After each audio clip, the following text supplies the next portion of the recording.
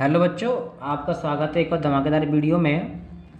तो आज का प्रश्न है क्षारक क्या है, इनके गुण तथा उपयोगों की व्याख्या कीजिए। तो बेटा क्षारक वे रासायनिक पदार्थ होते हैं जो स्वाद में तीखे या कड़वे होते हैं और लाल लिटमस पेपर को नीला कर देते हैं, और जब वो टच करते हैं तो कैसे होते हैं, साबुन जैसे क्या होते हैं, मुलायम होते हैं। तो क्षारक वे रासायनिक पदार्थ हैं जो स्वाद में कड़वे होते हैं और लाल लिटमस पेपर को क्या कर देते हैं, नीला कर देते हैं। अगर हम आयनन सिद्धांत की बात करें तो वे सभी यौगिक जो जल में विलय होने पर हाइड्रोक्साइड आयन यानी कि OH माइनस आयन देते हैं उन्हें क्षारक कहलाते हैं। वो क्या कहलाते हैं, क्षारक कहलाते हैं।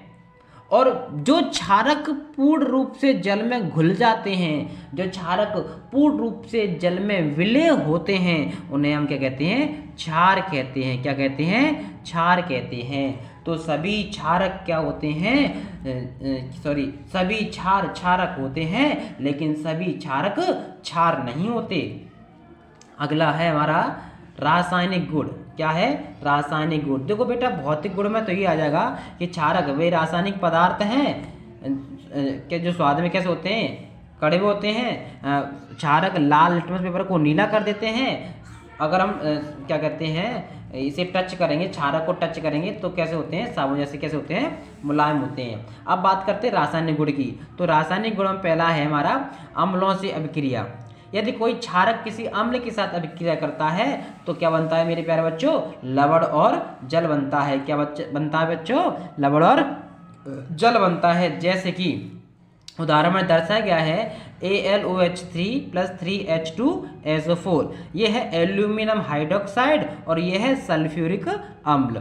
तो एल्यूमिनियम हाइड्रोक्साइड सल्फ्यूरिक अम्ल के साथ अभिक्रिया करेगा तो एल्यूमिनियम सल्फेट प्लस क्या बनेगा, जल बनेगा। क्या बनेगा मेरे प्यारे बच्चों, जल बनेगा।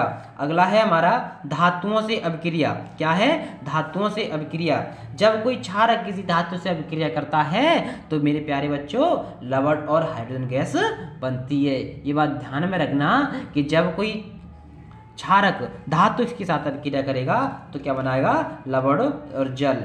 अब ये जो सामने आपको दिखाई दे रही है ये रिएक्शन बहुत जितना हो सके उतना का है, बहुत ही इंपॉर्टेंट अभिक्रिया है। Zinc NaOH, zinc sodium caustic soda के साथ क्या करती है, रिएक्शन करती है तो बनाती है सोडियम जिंकेट Na2ZnO2। ये क्या है बेटा, सोडियम क्या है, जिंकेट है, प्लस क्या निकल के मेरे प्यारे बच्चों, हाइड्रोजन निकल गया। अगला है हमारा बेटा प्यारे बच्चों अधात्विक ऑक्साइडों के साथ अभिक्रिया। अधात्विक ऑक्साइड कौन से होते हैं, अगर ऑक्सीजन और कोई अधातु जुड़ा हुआ है, अधातु और ऑक्सीजन जुड़ा हुआ है तो मेरे प्यारे बच्चों वो बन जाता है हमारा अधात्विक ऑक्साइड। और जब कोई क्षारक अधात्विक ऑक्साइड से अभिक्रिया करता है मेरे प्यारे बच्चों तो बनता है लवण और जल।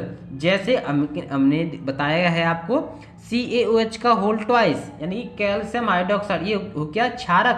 क्या हो गया मेरे प्यारे बच्चों, क्षारक। यानी कि जिसमें OH माइनस लगा है, OH लगा है तो मेरे प्यारे बच्चों समझ लेना ये हमारा क्या है, क्षारक है। CO2, C क्या है हमारा प्यारे बच्चों, अधातु है और ऑक्सीजन जुड़ा हुआ है तो ये हो गया अधात्विक ऑक्साइड। क्या बन गया, लवण, कैल्शियम कार्बोनेट बन गया। और क्या बन गया, H2O। मेरे प्यारे बच्चों 10th क्लास के लिए, यूपी बोर्ड के लिए ये रिएक्शन और ये रिएक्शन बहुत इम्पोर्टेंट हैं। कैसी बेटा मेरे प्यारे बच्चों, बहुत ही इम्पोर्टेंट हैं। अगला है जलीय विलयन, यानी कि जब किसी क्षारक को जल में डालते हैं तो वो आयनित हो जाती है, यानी कि Na+ और OH माइनस, यानी कि प्लस वाले अलग हो जाते हैं, माइनस वाले आयनस अलग हो जाते हैं।